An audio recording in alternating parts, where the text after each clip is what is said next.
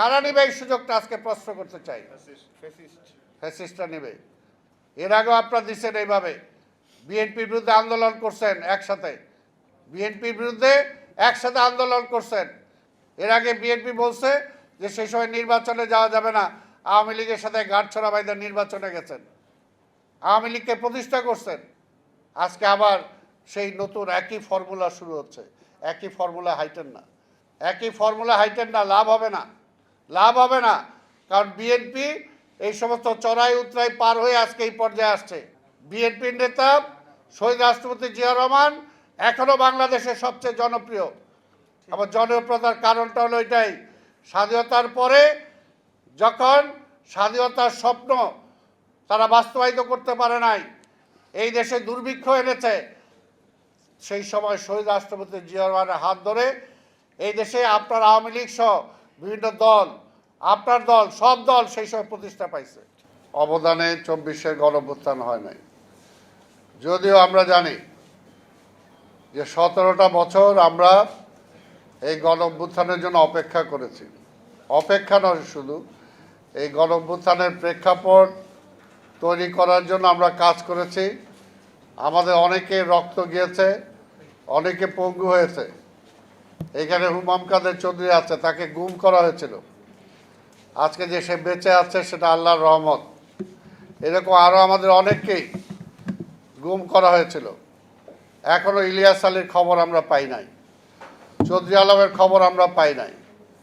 কাজে আজকে যারা বিএনপিকে আন্দোলন শিখান বা বিএনপির কি অবদান আছে সেটা যখন পরিমাপ করেন, তখন নিজেদের পায়ের তলার মাটিগুলো দেখা দরকার যে তারা কবে থেকে শুরু করেছেন আর কি করেছেন।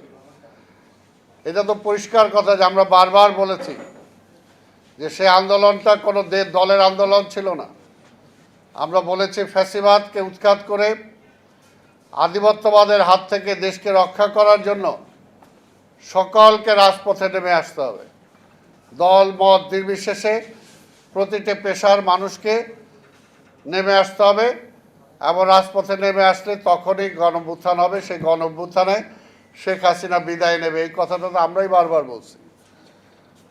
তো যারা রাজনীতিকেই বিশ্ববিদ্যালয়ে নিষিদ্ধ ঘোষণা করেছিলেন, রাজনীতি করা যাবে না সেই রকম একটা পরিবেশ সৃষ্টি করার চেষ্টা করেছিলেন, তারা যখন আমাদের কাছে রাজনীতির সবক দেন, তাহলে এটা আসলে মানে অবাক হওয়া ছাড়া বা হতবাক হওয়া ছাড়া আর কিছু থাকবে না।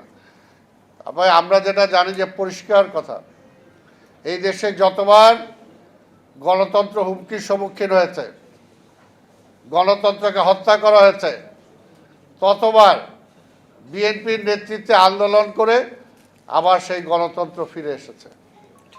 এবং আজকে যারা বিরোধিতা করেন তাদের কারণেই একসময় এই ভারতীয় আধিপত্যবাদের দোসর যারা আছে তাদের রাজনীতি প্রতিষ্ঠা করার জন্য তাদের সাথে তারাই দোসর হিসাবে কাজ করেছিলেন। আজকে রাষ্ট্রপতি নির্বাচন হচ্ছে, হতেই পারে, তাদের নির্বাচনের একটা সিস্টেম আছে, হতেই পারে, কিন্তু আমাদের অতীতের দিকে তাকায় দেখেন